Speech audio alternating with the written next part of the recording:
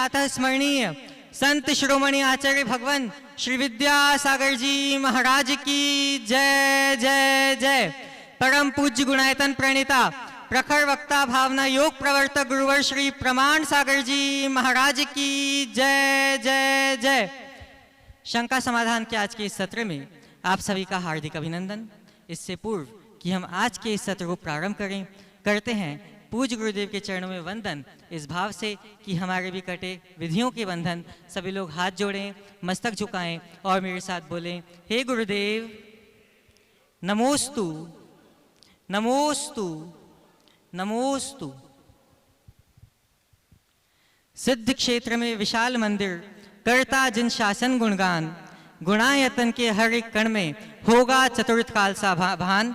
बंधुओं, परम पूज्य प्रातः स्मरणीय संत शिरोमणि आचार्य भगवान के परम प्रसाद से एवं पूज्य गुरुदेव की पावन प्रेरणा एवं मार्गदर्शन में निर्मीयमान तीर्थ गुणायतन वह तीर्थ होगा जहां आने पर मिट जाएंगी आपकी भ्रांति और जहां आप पाएंगे अपूर्व शांति, जहां पे जीवन में घटित होगी आध्यात्मिक क्रांति, जिससे दिग दिगंत तक फैल पाएगी जिन शासन की यशः कांति। अतः मेरा आप सभी से निवेदन है कि गुणायतन में तन मन धन से सहयोग देके इस अपूर्व कृति की पूर्णता में गति प्रदान करें।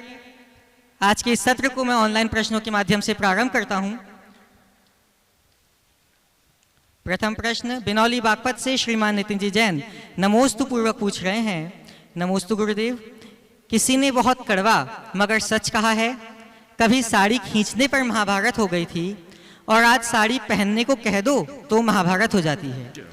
तो महाराज श्री, मेरी शंका यह है कि साड़ी पहनना तो हमारी भारतीय परंपरा है, फिर आज के समय में साड़ी पहनने से इतना परहेज क्यों होने लगा है, कृपया समाधान करें। बहुत अच्छा वाक्य कहा। कभी साड़ी खींचने से महाभारत हुई थी, अब साड़ी पहनने की बात को लेकर महाभारत होती। देखिए, ये पहनावा है, पहनावा का आग्रह तो नहीं करना चाहिए, लेकिन कम से कम अपनी भारतीय पहचान को जरूर बनाना चाहिए। अभी इन दिनों मैंने पिछले 2-3 वर्षों में देखा बहुत बड़ा बदलाव आया, खासकर कोविड के बाद साड़ी बहुत कम हो गई। हालांकि हम जब भारतीय परिधान पहनते हैं तो हमारा रूप अलग निखरता है, और दूसरे प्रकार के परिधानों को पहनते हैं तो रूप कुछ दूसरा होता है। किसे क्या पहनना है ये वो जाने, लेकिन एक सवाल अपने मन में हमेशा रखे कि हमारा पहनावा हमारी मर्यादा की रक्षा करने के लिए होना चाहिए, मर्यादा के खंडन के लिए नहीं। और जहाँ तक नई पीढ़ी के साथ आग्रह का सवाल है, पहनावों को लेकर के आग्रह नहीं होना चाहिए, पर मर्यादा की रक्षा की प्रेरणा जरूर दी जा सकती। अगला दीपेश जी जैन भानपुर भोपाल से आपके चरणों में अपनी प्रणति अर्पित करते हुए पूछ रहे हैं, गुरुदेव, मैं कक्षा 12वीं का छात्र हूँ। जिस प्रकार मैना सुंदरी का भगवान और कर्म के प्रति अटूट विश्वास था, उस प्रकार हम अपने भीतर कैसे जगाएं, कृपया मार्गदर्शन दें। जैसा मैना सुंदरी का कर्म और भगवान के प्रति विश्वास था, वैसा विश्वास हम कैसे जताएं? बिल्कुल जगाया जा सकता है। गुरुओं के वचनों पर विश्वास करो, शास्त्र की वाणी पढ़ो और नित्य भावना भाव, तो ये विश्वास आ सकता है। और मैं आपको बताऊं, ऐसा एक उदाहरण भी आया। एक युवक मेरे संपर्क में, जिसका विवाह तय हुआ, और विवाह तय होने के बाद उसकी किडनी से प्रोटीन लॉस होने लगा, क्रिएटिनिन 9 पॉइंट तक चला गया। लड़के ने लड़की से खबर की कि मेरी ये स्थिति है और मैं तुमसे कहता हूँ तुम किसी और से संबंध कर लो, क्योंकि मेरे साथ तुम्हारी ज़िंदगी खराब हो सकती है।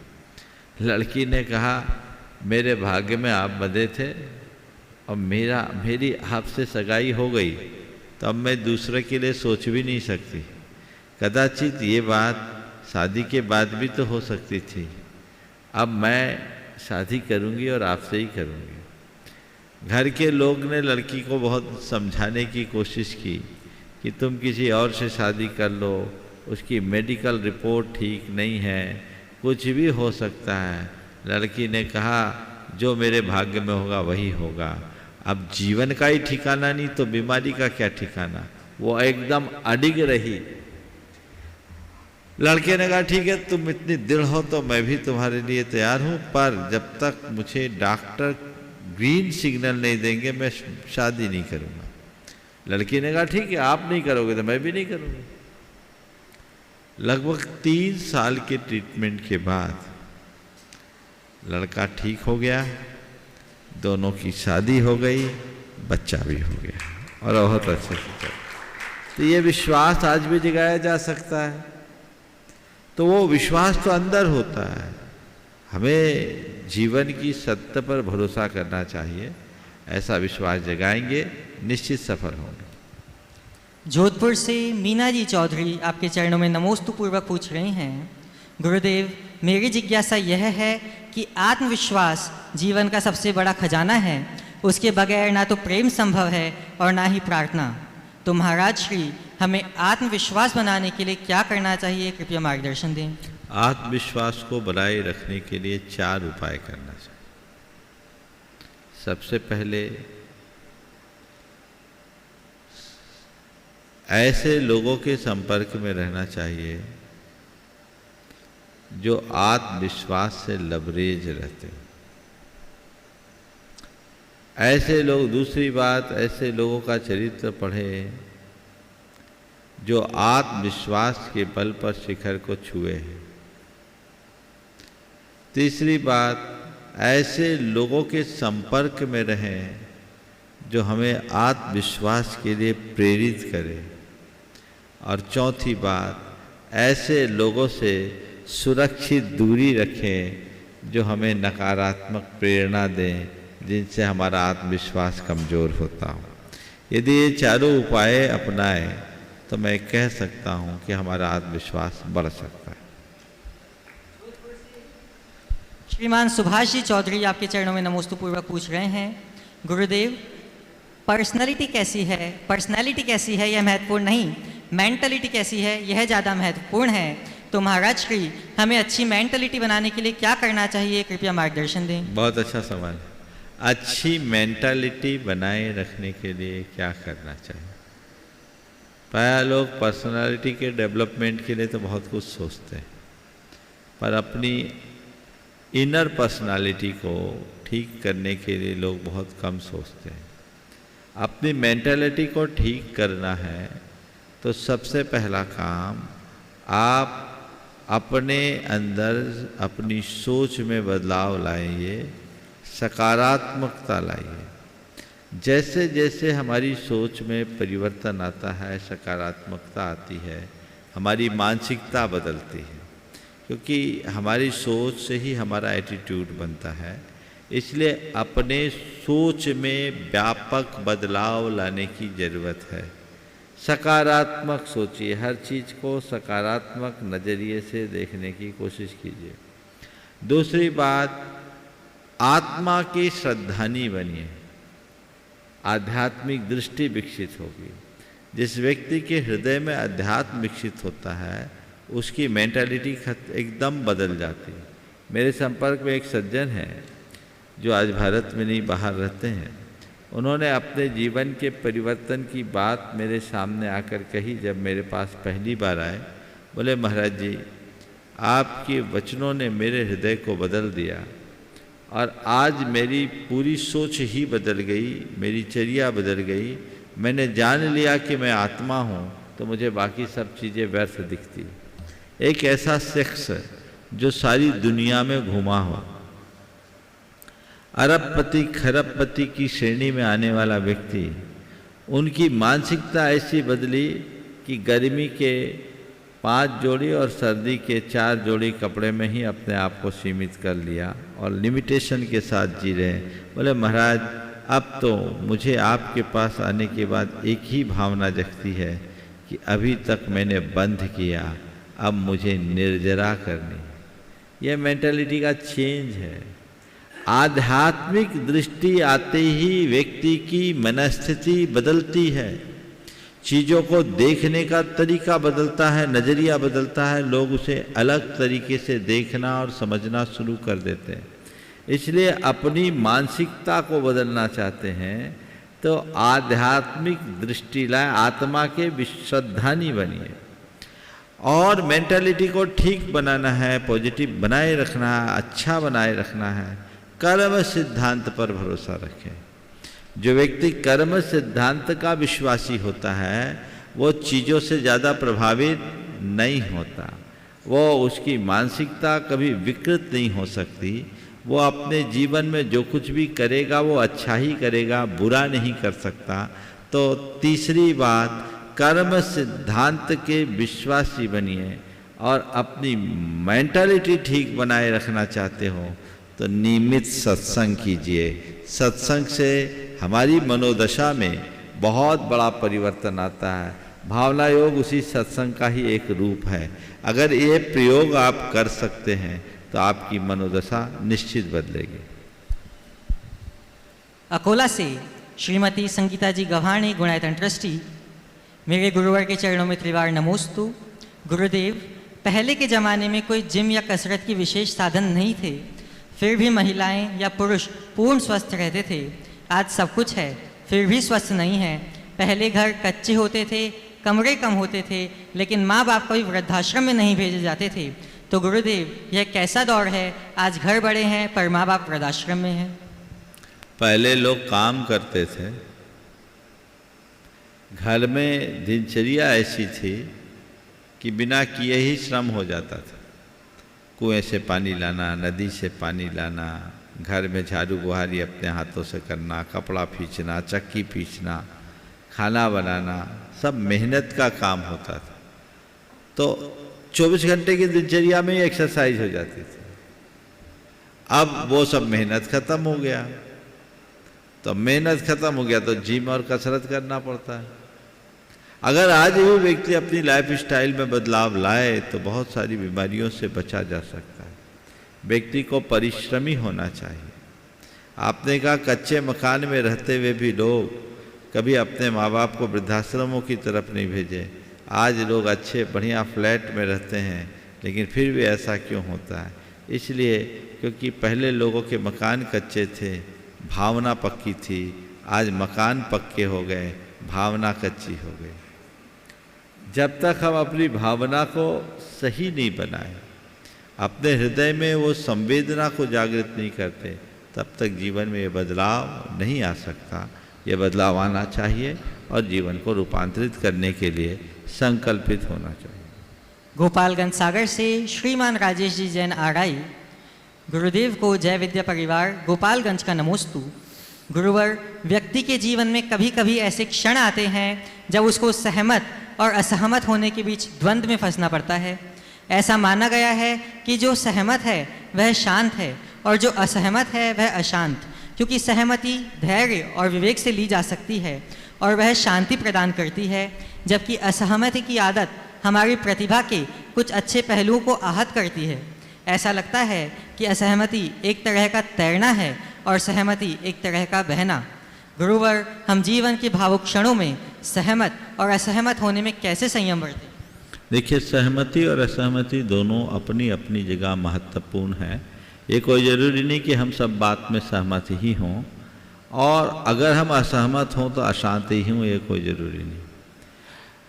किसी चीज़ से सहमत कर ले हो जाना यानी स्वीकारता होना, वहाँ तो कोई बात ही नहीं, वहाँ किसी तरह की खींचातानी नहीं होती। लेकिन गलत कार्य में सहमति नहीं देनी चाहिए, असहमत होना चाहिए। अपनी असहमति को प्रकट करना और अपनी असहमति थोपना, इसमें बड़ा अंतर है। समझ गया? डिफरेंस ऑफ ओपिनियन कोई बुरी चीज़ नहीं है, लेकिन उसमें अडामेंट हो जाना बहुत बुरी चीज़ है। हम अगर कहीं किसी से कोई बात कर रहे हैं और वो बात हमें नहीं जम रही है, नहीं जच रही है, अपनी असहमति प्रकट करें विनम्रतापूर्वक कि मैं इसमें सहमत नहीं हूँ, मैं ये कार्य नहीं कर सकता। लेकिन आपकी सहमति नहीं है, आप चाहते हैं, आपके नज़रिए से सही हो सकता है, पर मुझे ये नहीं जच रहा है, इसलिए मैं अपनी असहमति तो प्रकट करूँगा। और उसे करके छोड़ दे, तो अशांति नहीं होगी। अरे मेरे मना करने के बाद भी उसने किया, भाई किया ठीक है, उस समय मन में ये सोचो कि मैं भी जो लोग कहते वही करता हूँ, क्या मैं भी लोगों के मना करने के बाद बहुत कुछ कर सकता हूँ, करता हूँ, तो मेरे मना करने के बाद यदि कोई कर रहा है तो करने दे। असहमति हम प्रकट करें 1 बार 2 बार 3 बार, लेकिन उसके बावजूद भी कोई ऐसा कर ले तो उसे मुद्दा न बनाए। ये अहंकार है कि तुम मेरे विरुद्ध क्यों किए, ये हमारे मन को बेचैन करेगा। चीज़ों को अगर हम नज़रअंदाज करने की कला उस घड़ी विकसित कर ले तो असहमति से अशांति नहीं होगी। तो असहमति प्रकट करे पर विवेक के साथ उसका आग्रह न रखें। रुड़की से रुचि जी जैन आपके चरणों में नमोस्तु निवेदित करते हुए पूछ रही हैं, गुरुदेव, पुलिस या आर्मी ने या किसी शूटर ने किसी टेररिस्ट या माफिया को मार दिया तो हमारे भाव कैसे होने चाहिए? हमें उनके लिए सहानुभूति होनी चाहिए या अच्छा हुआ ऐसा भाव होना चाहिए? अगर पुलिस ने या किसी ने किसी आतताई माफिया या आतंकी को मार गिराया, हमारे भाव क्या होना चाहिए? हमारे भाव बिल्कुल तटस्थ होने चाहिए। शासन ने अपना काम किया है, प्रशासन ने अपना काम किया है। अच्छा किया या बुरा किया, ये दोनों टिप्पणी से अपने आप को मुक्त करना चाहिए। अच्छा किया यानी उस हिंसा में हमने अनुमोदना की, बुरा किया तो सरकार की नीतियों की आलोचना की। हमें न तो सरकारी नीतियों की आलोचना करनी चाहिए और न ही ऐसे कार्यों की अनुमोदना करनी चाहिए। बस एक ही बात मन में सोचना चाहिए, सर्वत्र शांति और सद्भाव बना रहे, धर्म का प्रकाश हो और अधर्म का विनाश हो, ये हमेशा जीवन में जाना चाहिए। इस दृष्टि को रख करके चले तो बहुत अच्छा है। लेकिन प्राय जब इस तरह के प्रसंग आते हैं तो लोगों को लगता है कि ठीक मारा। अब रावण की हत्या हुई तो रावण का वध हुआ, जब भी रावण का वध लोग देखते हैं तो मन में तो आता अच्छा निपटा दिया। और इन सब चीज़ों को छोड़िए, आप कोई मूवी देखते हो और उसमें किसी नायक के द्वारा खलनायक को निपटाया जाता है तो मन में क्या आता है? क्या आता है? ठीक मारा। और ठीक मारा तो बात की बात है, जब मार रहा हो तो आप भी भावों से मार ही देते हो, मार दो। तो ये आपका जो जुड़ाव है ये आपको कुछ पल के लिए हिंसक बना देता है, जो अनपेक्षित हिंसा का कारण बनता है। तो उससे अपने आप को बचाना चाहिए। कोशिश करनी चाहिए कि ऐसे मामलों में हम तटस्थ रहें और ऐसी बातों को हम चौक चौपालों पर चर्चा का विषय न बनाए जो कि आम लोगों में प्राय होती है। हम इससे बचें। हाँ, देश की बातें, शासन का जो निर्णय है, शासन ने जो किया है वो अपनी जगह है, हमारा ये काम नहीं है। शासन अपना काम करे, हमें अपना काम करना है। हमें अपराध मुक्त समाज में जीना है और समाज को अपराध मुक्त बनाने का भाव रखना चाहिए। अनामिका जी जैन धर्मपुर इंदौर से नमोस्तु पूर्वक पूछ रही हैं, गुरुदेव, मेरी जिज्ञासा यह है कि सब बोलते हैं कि हर समस्या को तपस्या समझो, जीवन सरल हो जाएगा। तो हम अपने जीवन की समस्या को तपस्या कैसे समझें कि हमारा जीवन सरल हो जाए? सोच बदल लो। उस समस्या को समस्या की तरह देखने की जगह एक अवसर की तरह देख लो कि चलो ये समस्या मेरे जीवन की तपस्या बन करके आई है। मेरे जीवन में और कुछ नहीं था, यही मेरे लिए निमित्त है और व्यक्ति काम कर सकते हैं। मेरे संपर्क में दो व्यक्ति मेरे आंखों के सामने आ रहे हैं जिनने अपने जीवन की समस्या को तपस्या बनाया और बड़ा आनंद में। एक व्यक्ति बहुत गंभीर रूप से बीमार, यानी उनको अनेक वर्षों से पूरे शरीर में ऐंठन और दर्द, अलग अलग कई तरीके से इलाज करा है पर इलाज से कोई लाभ नहीं, आदमी परेशान। प्राय ऐसे लोग बहुत अवसाद ग्रसित हो जाते हैं, सुसाइड करने का भी अटैम्प्ट कर लेते हैं। लेकिन वो व्यक्ति तत्वज्ञानी था। वो व्यक्ति ने जब उसके बारे में लोगों ने मुझे बताया, परिवार साथ में था, तो उस व्यक्ति ने जब मुझसे कहा, बोला महाराज जी, मैं सोचता था आपके मार्ग में आगे बढ़ूं, घर वालों ने हमें आगे नहीं बढ़ने दिया और अब ये कर्म का उदय है तो मैंने सोचा कि शायद यही मेरी तपस्या का निमित्त बन गया है। मैं अब आपके उपदेशों को सुनता हूँ और शांत भाव से सहन करता हूँ। कि ये अब जो भी है इसकी निर्जरा करो, कर्म का फल तो मुझे भोगना ही पड़ेगा। आज समता से भोगूंगा तो ठीक है, नहीं तो न जाने नरकों में कितने और दारुण दुखों को भोगना पड़ेगा। तो मेरा दर्द मुझे सहना पड़ता है महाराज। अब मैं इसका आदी जैसा बन गया हूँ। वेदना बेचैनी जब ज़्यादा होती है तो कभी कभी मन कराहता है आप तो ऐसा आशीर्वाद दो कि महाराज सारे कर्म अभी कट जाए और मैं इस पीड़ा को सह सकूं। जो तत्वज्ञानी हो ऐसा करते हैं और ऐसी दृष्टि होनी चाहिए। मैं कोई किस्सा नहीं बता रहा हूँ, आपको अलग से बात करोगे तो व्यक्ति का नाम भी बता दूंगा, लेकिन ये चीज़ें व्यक्ति के जीवन में होती है, ऐसा किया जा सकता है। ये समस्या नहीं है, ये तपस्या है। दृष्टिकोण के परिवर्तन से सब कुछ बदल जाता है। यदि हम चीज़ों को उस अनुरूप स्वीकार करें तो हम उसको ऐसा देख सकते हैं। एक बहन जी जिनका पति शराबी और शराबी होने के साथ साथ मारपीट भी बहुत करता, मारपीट करता। निश्चित किसी पति को शराबी नहीं होना चाहिए और शराब तो किसी को नहीं पीना चाहिए और मारपीट तो करना ही नहीं चाहिए। मैं उसके शराब पीने की या मारपीट करने की बात नहीं करता, आपसे उसका समर्थन नहीं करता। लेकिन उस महिला ने जब ये बात सामने आई तो एक ही बात की, महाराज जी मुझे तो ऐसा लगता है कि मेरा कोई पिछला कर्म है, इस इनके निमित्त से कटने का निमित्त होगा। वो मारते हैं, मैं चुपचाप सह लेती हूँ। बच्चे उनको कहते हैं मम्मी तुम क्यों मारती, नहीं मैं सह लेती हूँ। अब क्या कर सकते हैं, पति है, इसके अलावा और कोई उपाय नहीं। मैं सह रही हूँ और महाराज मैं सोचती हूँ कि ये धीरे धीरे कटे। ये घटना करीब 15 साल पुरानी है। फिर उसका लड़का चार्टर्ड अकाउंटेंट हो गया। बड़ा होने के बाद बेटे ने अपने पिता को सुधारा कि अगर आप ऐसा करोगे तो हम लोग घर पे नहीं रह पाएंगे। अब स्थिति उनके पिता की भी सुधर गई और मारपीट बंद हो गई। शराब तो भी नहीं छूटा लेकिन मारपीट बंद हो गई। तो चीज़ें ऐसी बनती है, बदलती है। यदि हमारी सोच बदल जाए तो जीवन में बहुत बड़ा बदलाव घटित किया जा सकता है। प्रवीण जी सिंघई गढ़ा कोटा जिला सागर से पूछ रहे हैं, नमोस्तु गुरुदेव। रामायण से संबंधित एक लोक कथा के अनुसार मरणासन्न रावण ने अपने पैरों के पास खड़े लक्ष्मण को सफल जीवन का सूत्र देते हुए कहा था कि मन का स्वभाव है सत्कर्मों को स्थगित करते रहना और दुष्कर्म के प्रति आकर्षित हो जाना। मेरे मन का स्वभाव है सत्कर्म के प्रति, सत्कर्मों को स्थगित करते रहना, स्थगित कर देना, हाँ, और दुष्कर्मों के प्रति आकर्षित हो जाना। मेरे मन में भी विचार आया कि मैं सीता को ससम्मान लौटा दूं, लेकिन मेरा मन इस सत्कर्म को टालता रहा। अतः शुभस्य शीघ्रम यानी शुभ करने का विचार आए तो उसे कभी स्थगित मत करना, उसी क्षण विचार को कार्य में बदल देना, वरना मन अपनी चाल चल देगा। तो हे गुरुदेव, शुभस्य शीघ्रम की सीख को हम अपने जीवन में कैसे चरितार्थ करें एवं मन के इस प्रकार के छल से बचने के लिए क्या करें, कृपया उपाय बताएं। बस अच्छाई को तत्काल कर डालो, बुराई को कल पर टालो। अगर इसे मैं हिंदी में बोलूं, अपने शब्दों में बोलूं तो ऐसा कह सकता हूँ, अच्छाई को तत्काल कर डालो और बुराई को सदा कल पर टालो। हम लोगों का मन है, बिल्कुल सही है, अच्छे कार्य के लिए हम टालते हैं और बुरे कार्य को तत्काल कर डालते हैं। होना उल्टा चाहिए। इसके लिए हमें बार बार भावना जगानी चाहिए।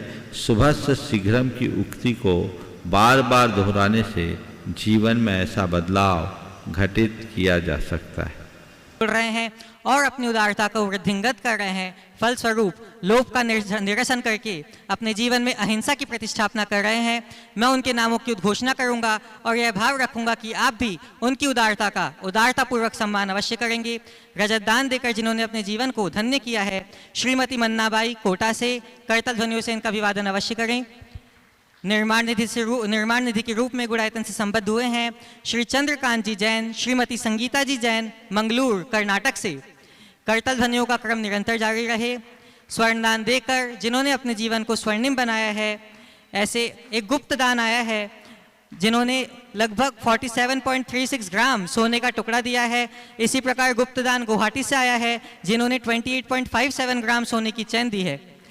निर्माण सारथी के रूप में गुणायतन से जो संबद्ध हुए हैं श्रीमती अंजू जी जैन, श्री अनुज जी जैन नोएडा गौतम बुद्ध नगर से, वे अगर यहाँ उपस्थित हैं तो आएंगे और पूज्य गुरुदेव के चरणों में नमोस्तु निवेदित करेंगे।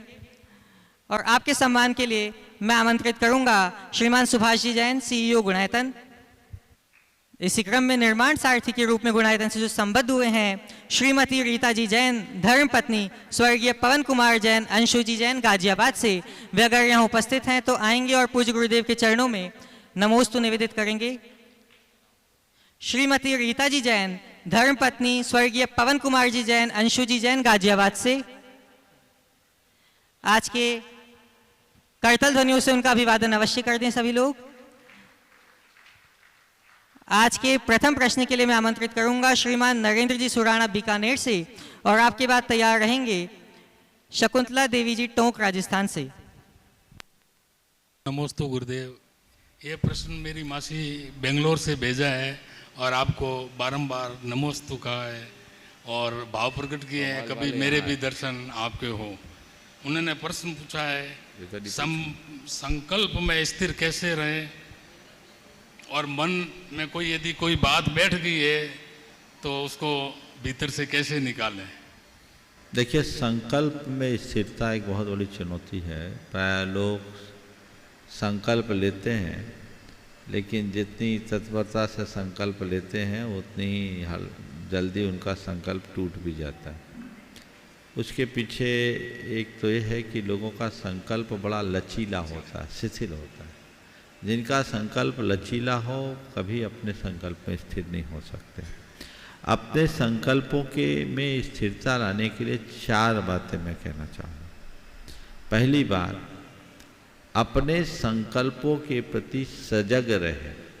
मैंने जो संकल्प लिया खुद की प्रेरणा से लिया, तो मेरा संकल्प कहीं खंडित ना हो जाए, मेरा संकल्प कहीं टूट न जाए, ऐसी सजगता अपने अंदर होनी चाहिए। दूसरी बात, अपने संकल्प की पुष्टि के लिए सक्रियता या सचेष्टता रहनी चाहिए। हम ऐसा नहीं कि एक बार संकल्प ले लिए तो काम हो गया, सक्रियता बनी रहे। जो मैंने संकल्प लिया है उस संकल्प को मुझे पूर्ण करना है। धीरे धीरे धीरे धीरे उसके प्रति हम जितनी जागरूकता रखेंगे वो हमारे लिए अच्छा रहेगा। तीसरी बात, हम नित्य अपने संकल्प की समीक्षा करें कि मेरा संकल्प कहीं किसी तरीके से प्रभावित तो नहीं हुआ। मन बड़ा दुर्बल होता है, थोड़ी थोड़ी बातों में इधर उधर डगमगा जाता है। तो हम ईमानदारी से अपने संकल्पों की समीक्षा करते रहें तो हम अपने संकल्पों के प्रति स्थिर रहेंगे। और संकल्प में स्थिरता बनाए रखने के लिए नित्य आत्म सुझाव दो। मुझे दृढ़ संकल्पी बनना है, मुझे स्थिरता रखनी है, मुझे वचनों का पक्का बनना है, मुझे दृढ़ रहना है, मुझे स्थिर रहना है, मुझे अपने संकल्प का धनी बनना है। इस प्रकार के शब्दावली को, इस आशय के किसी भी वाक्य को आप बनाएं और इसे बार बार दोहराएं। और एक और उपाय कर सकते हैं जो विजुअलाइज करते हुए मैंने जो संकल्प लिया उस संकल्प के क्षण को अपने आंखों के सामने रखें, तो कभी आपका संकल्प टूटेगा नहीं। दूसरा सवाल किया है कि जो बात भुलाना चाहते हैं वो नहीं भूल पाते, उसके लिए क्या करें। क्षमा करने और क्षमा मांगने की वृत्ति अंदर जगाए। मन में क्षमा करने का भाव अगर जग जाएगा तो हम सब बुरी बातों को भूल सकेंगे, बुरे प्रसंगों को भूल सकेंगे। ठीक है, हमने क्षमा किया, बीत गई वह बात गई, ये उक्ति बार बार दोहराएं और क्षमा करने का भाव मन में जगाएं तो इससे बच सकते हैं। नमोस्तु नमोस्तु नमोस्तु। उपस्थित होंगी श्रीमती शकुंतला जी देवी टोंक राजस्थान से, और आपके बाद तैयार रहेंगे श्रीमान नितिन जी पाटौदी, निकेश जी विनायका एवं प्रशांत जी विनायका हजारीबाग से। मेरी और संसार के सभी जीवों की तरफ से बारंबार नमोस्तु नमोस्तु नमोस्तु। महाराज जी, सबसे पहला प्रश्न है कि स्त्री पर्याय का छेद कैसे करें। स्त्री पर्याय का छेद कैसे करें, और स्त्री पर्याय क्यों छेदना चाहती, संसार छेदने की बात करो, पर्याय बुद्धि क्यों रखती। ऐसा थोड़ी कि जो स्त्री वो अनादि से स्त्री है, जो पुरुष है वो हमेशा पुरुष ही बना रहेगा। ये तो ऊपर का चोला है, आत्मा को पहचानो जो न स्त्री है, न पुरुष है, न नपुंसक है। उस पर श्रद्धान करके मोक्ष मार्ग में लगोगे तो संसार छेद दोगे। और दूसरा प्रश्न एक और छोटा सा महाराज जी, कि आप कहते हो सरल रहो, शांत रहो, सरल रहो, शांत रहो, जवाब मत दो, बोलो मत, तो ऐसे आदमियों को आज के समय में सब बेवकूफ़ समझते हैं। बेवकूफ़ समझते हैं। तो लोगों को समझने दो बेवकूफ़, हम अपनी बेवकूफ़ी से बचे। आशीर्वाद। चलिए। उपस्थित होंगे श्रीमान नितिन जी, निकेश जी, प्रशांत जी हजारीबाग से, और आपके बाद तैयार रहेंगे श्रीमती अर्चना जी बेनाडा कोलकाता से। महाराज जी के चरणों में मेरे और मेरे दोस्तों के साथ साथ संपूर्ण हजारीबाग समाज की तरफ से त्रय बार नमोस्तु नमोस्तु नमोस्तु। महाराज श्री, मेरा प्रश्न ये है कि मंदिर में दैनिक जो पूजा होती है उसकी व्यवस्था के लिए हम लोग सभी समाज में पुछारा की राशि कलेक्ट होती है, और वो पुछारा की राशि मंदिर के स्टॉक में आती है, जिसके कारण मंदिरों में डेली पूजन अभिषेक होता है। कुछ लोग ऐसे भी होते हैं महाराज जी समाज में जो ये चाहते हैं कि मंदिर में चूँकि उनको तैयार सामग्री मिल जाती है तो वे उस सामग्री से पूजन करना चाहते हैं। कुछ लोग ऐसे भी होते हैं जो ये चाहते हैं कि मंदिर में जो व्यक्ति पूजन अभिषेक की तैयारी कर रहा है वो उनके लिए भी थाली लगा कर दे, या कभी कोई मोक्ष कल्याणक में वो मंदिर से गोला निकाल करके चढ़ाना चाहते हैं और कुछ देना नहीं चाहते मंदिर में। इसके पीछे उनका ये तर्क होता है कि चूँकि हमने भी सालाना पुछारा की राशि दी है तो हमें भी ये लेने का हक है। इसके पीछे महाराज जी आप अपना मंतव्य दें कि क्या ये सही है, अगर सही है तो क्या तर्क है, अगर गलत है तो क्या तर्क है। देखो, एक वाक्य में कहूँगा, भगवान के दरबार में जितनी उदारता रखोगे उतना उद्धार होगा, और वहाँ जितने कंजूस बनोगे उतने गरीब बनोगे। समझ गए? तो भगवान के दरबार में गणित मत लगाओ, प्रभु चरणों में तो सब कुछ न्यौछावर कर दो तो भी कम है, ये भाव लेकर के चलो।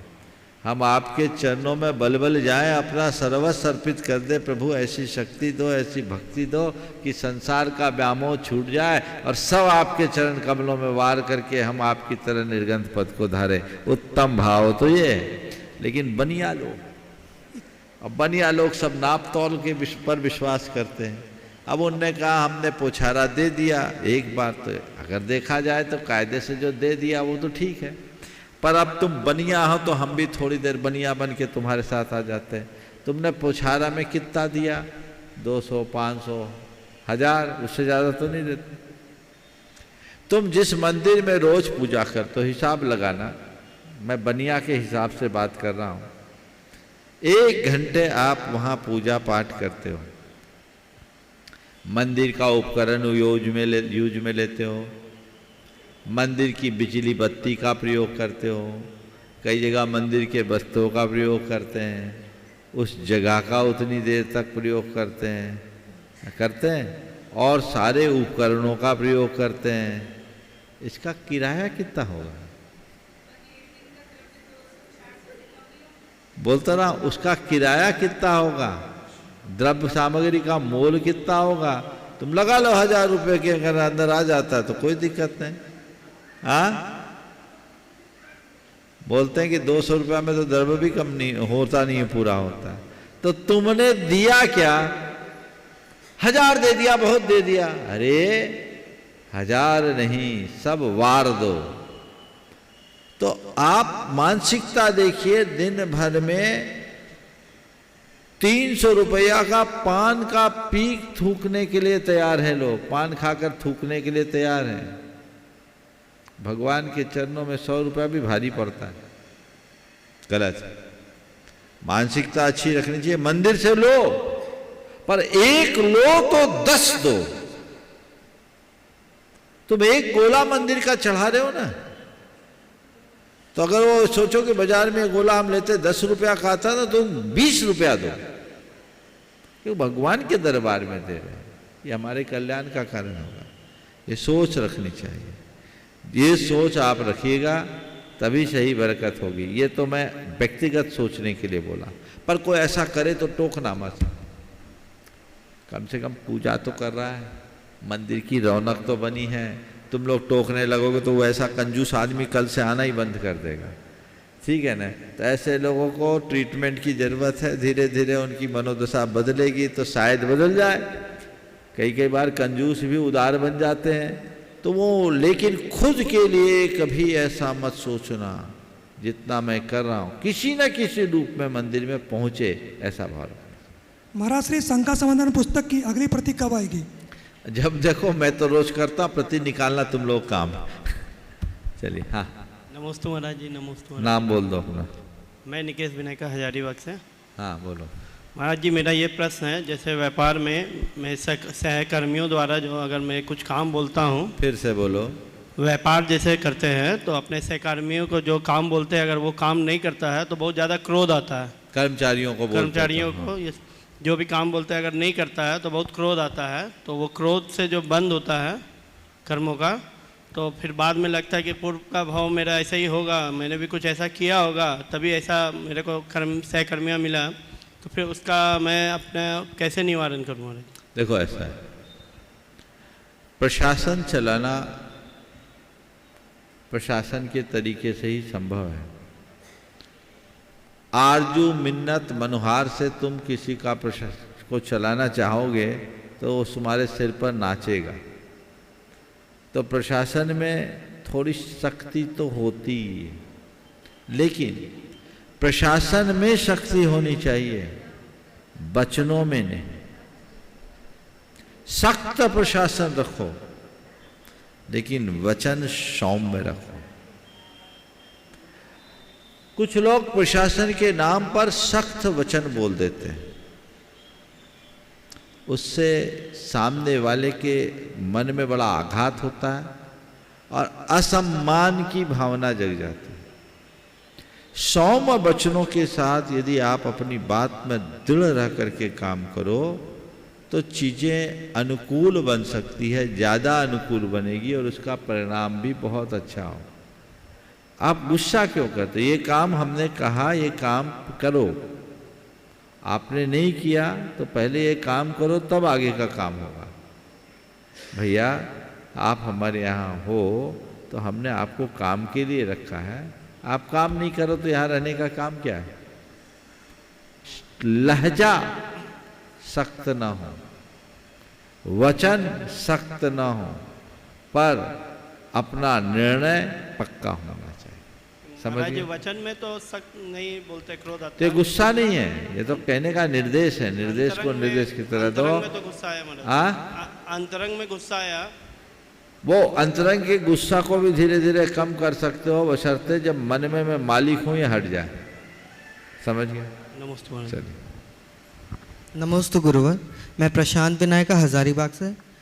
महाराज श्री हम लोग जो मंगलाष्टक बोलते हैं उसमें जो लास्ट में आता है कुरुवंतु ते मंगलम, उसके अलावा हम लोग और भी 3 ऐड करते हैं, कुरुवंतु मे मंगलम, कुरुवंतु नो मंगलम, कुरुवंतु वो मंगलम। तो इसमें क्या सही है, हमें क्या बोलना चाहिए? दरअसल ये मंगल कर रहे हैं कोई आचार्य जो कह रहे तेरा मंगल हो तो तेरा मंगल हो, तो जब कोई विधानाचार्य कह रहे हैं तो तेरा कहे, मुनि महाराज कह रहे हैं तो तेरा मंगल हो। मांगलिक की परंपरा श्वेतांबर परंपरा में है, वह मंगल पाठ होता है। तो जब गुरुओं के मुख से मंगल पाठ लेते हैं तो वो तेरा मंगल हो, तेरा भला हो, तेरा कल्याण हो, ये भाव होता है। लेकिन यहाँ हम तो सबके मंगल की भावना भा रहे हैं, तो वहाँ कहना चाहिए कुर्वन्तु नो मंगलम। नो माने हम सबकी मंगल, हम सबका मंगल। कुर्वन्तु मे मंगलम, मेरा मंगल हो, और कुर्वन्तु वो मंगल यानी तेरा मंगल हो। ते यानी कुर्वन्तु ते यानी तुम्हारा, और कुर्वन्तु नो कुर्वन्तु वो मंगलम यानी तुम सबका। हमें क्या चाहिए? मेरा और हम सबका। तो कुर्वन्तु नो मंगल, ये ठीक हो गया। उपस्थित होंगी श्रीमती अर्चना जी बेनाडा कोलकाता से, और आपकी बात तैयार रहेंगे श्रीमान सुभाष जी जैन, सीईओ गुणायतन। नमस्ते महाराज जी। बोलो। कोई एक व्यक्ति विशेष हैं जिन्होंने मुझसे पूछा कि आप तो रोज़ महाराज जी के पास जाते हैं, एक सवाल का जवाब दीजिए, भक्ति कैसी होती है? तो मैंने इसमें तो कोई बात नहीं है। बोले नहीं, आजकल मैं देखता हूँ कि सब नाच नाच के भक्ति करते हैं, और टीवी खोलो तो सिर्फ नाचना ही दिखता है, और भगवान के जब अभिषेक होते हैं तो वो भगवान की तरफ नहीं देखते हैं, वो सामने की तरफ देखते हैं। तो ये बताइए कि क्या चीज़ है। तो मैं बोली मैं मेरे गुरु से ही पूछूंगी तभी मैं बताऊंगी। देखो, भक्ति का मतलब है भाव विशुद्धि युक्त अनुराग। भक्ति में नाचना अच्छी बात है, पर नाचना मात्र भक्ति नहीं। जो भक्ति से भरते हैं, नृत्य गान करके अपने हाव भाव विलास प्रकट करते हैं, रोम रोम झंकृत होता है। लेकिन ये बाहरी भक्ति है, असली भक्ति तो अंतर का राग है, इसलिए भक्ति तो वही है। अब आपने जो टीवी की बात की, टीवी पर लोगों का नाच दिखता है, आप नाच क्यों देख रहे हैं? आप ये देखें कि भक्तिवश नाच रहे हैं। ऐसे किसी को नचा के बता दो, और फिर लोग ऐसे देखते रहते हैं। वो कैमरे का प्रभाव है। अब ये आदत आप लोगों को खराब है, कैमरा सामने आता है तो आदमी ऐसे भर नहीं। कैमरा हो चाहे कुछ हो, मेरा भाव तो भगवान पर होना चाहिए। कैमरा इसलिए नहीं लगाया गया कि आपको दिखाया जाए, कैमरा तो इसलिए लगाया गया कि इस कारण हजारों लोग भगवान के इस अभिषेक शांति धारा के भावपूर्ण दृश्य को देख ले। आपने कैमरे की तरफ अपना ध्यान गड़ाया, आपका नंबर कटा, नंबर कटा। लेकिन यो है कैमरा तो ऐसा ही है ना। आजकल हम क्या बताइए, तो टीवी का कैमरा की बात छोड़ दो, मैं तो देखता हूं लोग अर्घ चढ़ाते बाद में फोटो खिंचवाते पहले। गुरुओं के पास भी पूजा की डिब्बी निकले ना निकले, कैमरा जरूर चटकेगा। तो ये एक प्रकार की दुर्बलता है। नृत्य गान का निषेध नहीं, पर केवल कमर मटकाने का नाम भक्ति नहीं है, कहीं कहीं अतिरेक भी है। तो वो भक्ति पूजा विधान आदि में थोड़ी थोड़ी बीच बीच में कर दी जाती है, इसलिए कि आपके हाथ पांव की अकड़न ठीक हो जाए, आपके अंदर का प्रमाद और आलस्य दूर हो जाए। नहीं तो फिर झपकी आने लगेगी, तो थोड़ा हाथ पांव हिला लो, 2-4 मिनट के लिए कर लो। पर ये गौण है, मुख्य तो भगवान के प्रति भाव विशुद्धि युक्त अनुराग। नमोस्तु महाराज जी। उपस्थित होंगे श्रीमान सुभाष जी जैन, CEO गुणायतन, और आपकी बात तैयार रहेंगी श्रीमती संगीता जी सेठी गया से। परम श्रद्धेय गुरुदेव के चरणों में शत नमन। गुरुदेव, नंदीश्वर द्वीप आदि और पंचमेरु पर्वत आदि अनेक स्थानों पर अकृत्रिम जिनालय है, वहाँ पर बड़े बड़े जिन बिंब विराजमान है, ऐसा वर्णन आता है। तो ये जिन बिंब कौन से अरहंत भगवान के? वो अनादि काल से हैं। अरहत की प्रतिमा है, अरहंत का कोई नाम थोड़ी होता है। अरहंत अनादि से है, तो प्रतिमा भी अनादि से है। कोई चिन्ह नहीं होता? चिन्ह नहीं होता, अकृत्रिम होता है, प्रातिहार होते, यही उनकी पहचान। नमोस्तु। उपस्थित होंगे श्रीमती संगीता जी सेठी गया से, और आपकी बात तैयार रहेंगी श्रीमती शिल्पी जी छाबड़ा हजारीबाग से।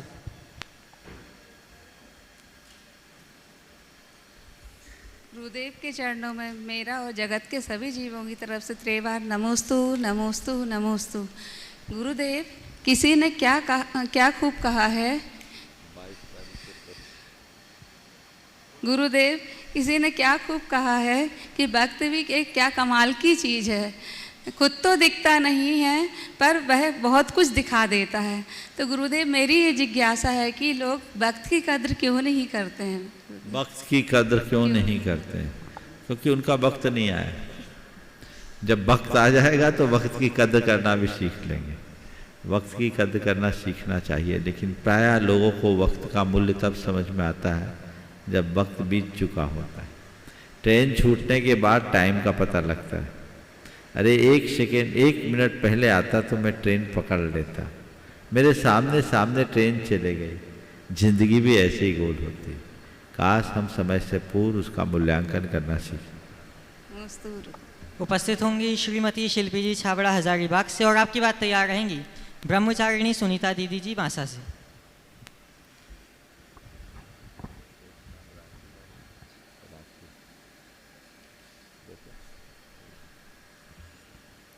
हम सभी का महाराज श्री को नमोस्तु नमोस्तु नमोस्तु। महाराज श्री कई बार हम ऐसी स्थिति में फंस जाते हैं कि कोई कहते हैं कि इधर दान दे दो, इतनी दान राशि दे दो इस जगह में, या आपकी तरफ से ये करवा देते हैं, मूर्ति करवा देते हैं। पर ऐसा नहीं कि कर नहीं सकते, पर कई बार लगता है कि इस जगह ज़रूरी नहीं है, तो हम लोग ना भी कर देते हैं। पर फिर मन में लगता है कि विकल्प आ जाता है कि ना कर दिए, कुछ गलत नहीं हो, ऐसे मन में अच्छा नहीं लगता है। तो ये सही है कि गलत है? देखिए, दान तो वहीं देना चाहिए जहाँ उपयोगिता समझ में आए।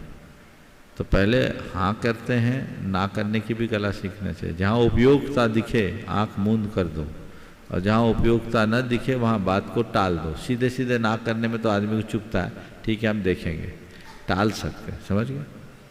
नमोस्तु महाराज। उपस्थित होंगी आदरणीय ब्रह्मचारिणी दीदी सुनीता दीदी बांसा से, और आपकी बात तैयार रहेंगी लता जी गंगवाल गया से।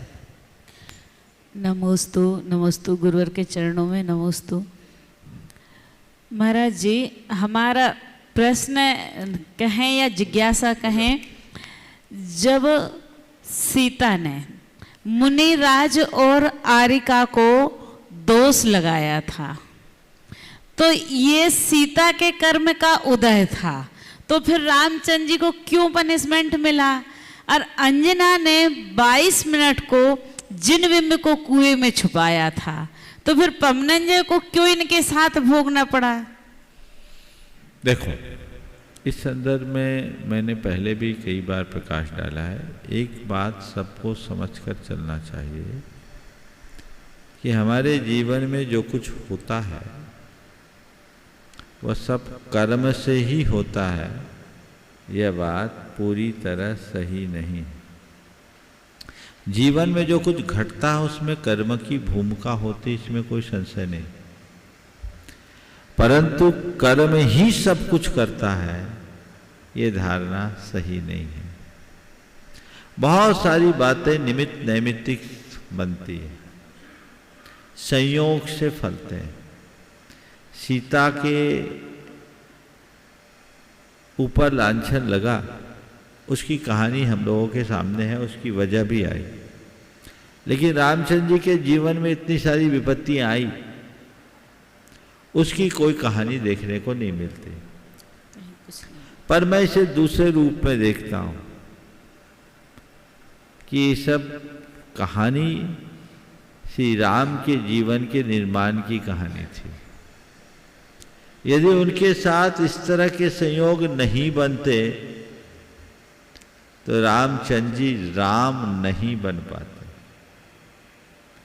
अब उनने जो किया वो उनके कर्म के कारण ही हुआ, ऐसा नहीं, निमित्त ऐसा मिला। हो सकता है कर्म की भी कोई भूमिका रही होगी, क्योंकि इनके कई जन्मों के संबंध थे। लेकिन कई बार किसी के किए किसी को भोगना पड़ता है। देखो, एक उदाहरण देता हूँ। घर में एक आदमी अच्छा काम करता है, पूरे घर का यश बढ़ता है कि इनाम पूरे घर का होता है? बोलो, एक ने किया, एक ने अच्छा काम किया, पूरे घर का नाम हुआ, और एक खोटा काम करता है, पूरा घर बदनाम होता है कि नहीं? तो अच्छा करने वाले ने अच्छा किया, बुरा करने वाले ने बुरा किया, तो बुरा कर्म अच्छा या बुरा कर्म उस व्यक्ति का है कि पूरे परिवार का? कर्म तो अब किसका है ये नहीं कह सकते, लेकिन यहाँ पर कोई उल्लेख नहीं मिलता है कि मैं बोल रहा, सुनो तो मैं क्या बोल रहा हूँ। उल्लेख की बात तो मैं क्या बोल रहा हूँ, इसको संयोग मानो। अच्छा या बुरा जो भी कर्म हुआ, व्यक्ति ने किया, अच्छा किया या बुरा किया, वो इंडिविजुअल है। लेकिन एक व्यक्ति ने किया, उसका प्रभाव, उसका फल पूरे परिवार में दिख रहा है। पूरे परिवार में क्या, पूरी समाज, पूरी राज्य में दिखता है। ये क्या हुआ? ये संयोग बना। अब और लोगों का, किसी ने कोई पाप किया और फल पूरे परिवार को लगा, तो हमने तो पाप नहीं किया, हमको इसका फल क्यों मिला? ये निमित्त नैमित्तिक संबंध है, इसको दाएं भाग से भी जाना जाता है। तो ऐसा बन जाता है, कब किसके साथ कैसा संयोग बन जाए, चीजें किस रूप में बने, किस रूप में बदले, कहा नहीं जा सकता। जो भी हो, अब उनका क्या कर्म था, कर्म था या नहीं था, निमित्त था, ये इनके जीवन के निर्माण का ऐसा संयोग था। अब रहा सवाल, अंजना के वियोग को पौनंजय को क्यों सहना पड़ा? पौनंजय को कहाँ वियोग सहना पड़ा? वियोग तो अंजना ने सहा। हाँ, अंजना के निर्वासन के बाद पौनंजय विचलित जरूर हुए, उसे खोजने का प्रयास किया। अब इसमें कारण क्या था शास्त्र में कुछ देखने को नहीं मिलता, लेकिन ये मानता हूं कि अंजना के कर्मों का फल इसी अनुरूप होना था। चलो एक तीसरा उदाहरण देता हूं, उससे बात ज्यादा समझ में आएगी। मरुभूति ने कमठ का क्या बिगाड़ा था?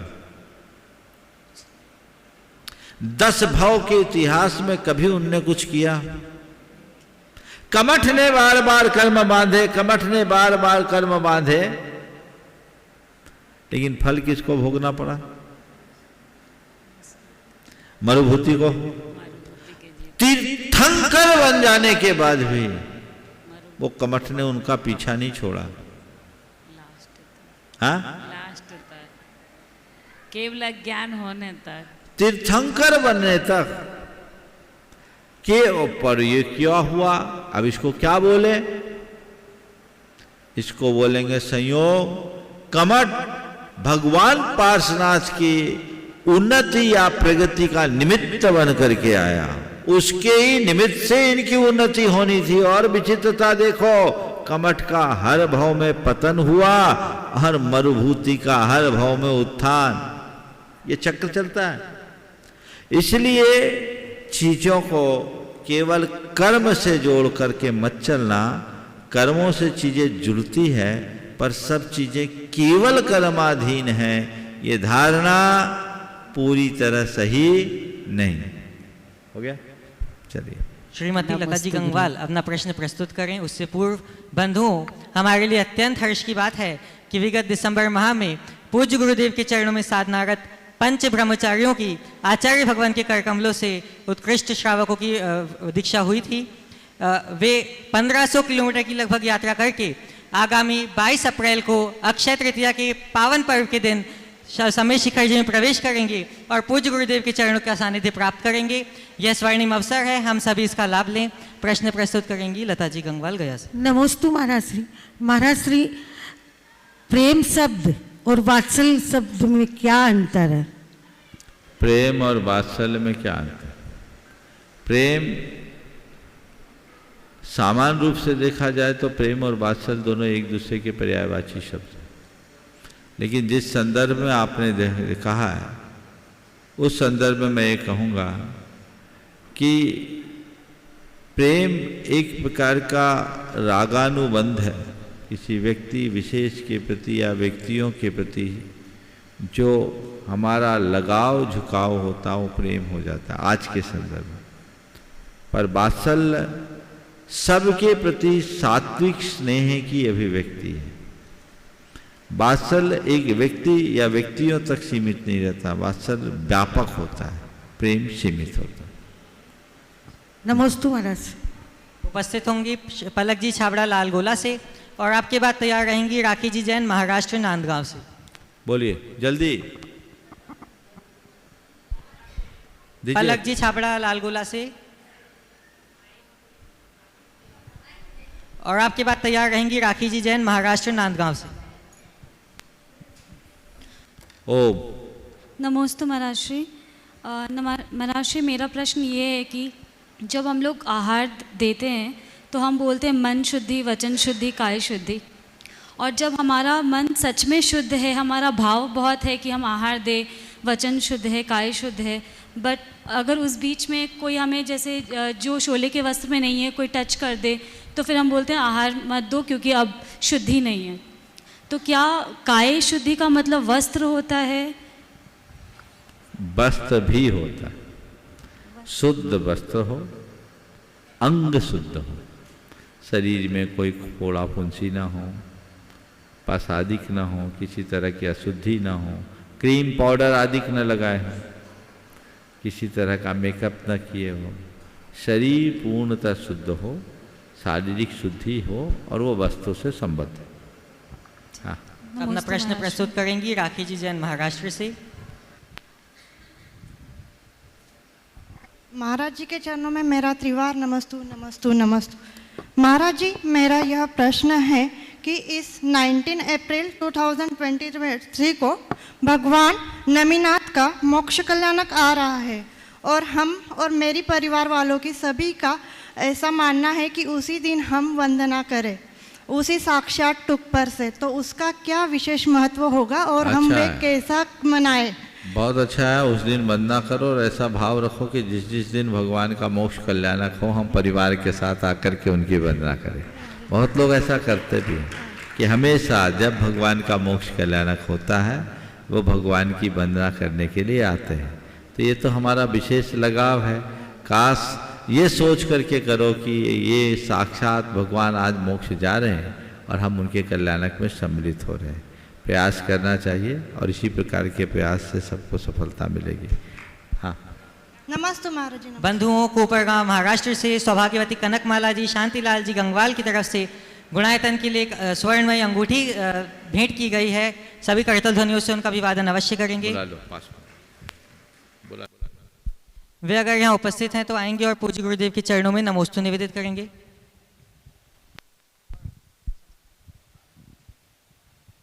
और आपके सम्मान के लिए मैं आमंत्रित करूंगा संगीता जी सेठी गया से। अभी आप सबको सूचना दी गई कि आगामी 22 तारीख को परम पूज्य गुरुदेव के कर कमलों से दीक्षित 5 क्षुल्लक जी यहाँ आ रहे हैं। आप सबको भी पूरे उत्साह के साथ उस घटना के साक्षी बनना है। अक्षय तृतीया का दिन है। अक्षय तृतीया की तिथि में ऐसे ही सारे शुभ अनुयोग बनते हैं और गुरु समागम का एक अच्छा मौका है। लंबी यात्रा करके यहाँ तक आए हैं, ये एक अच्छा सुयोग है, सभी इसका लाभ लेंगे। बोलिए परम पूज्य आचार्य गुरुवर श्री विद्यासागर जी महाराज।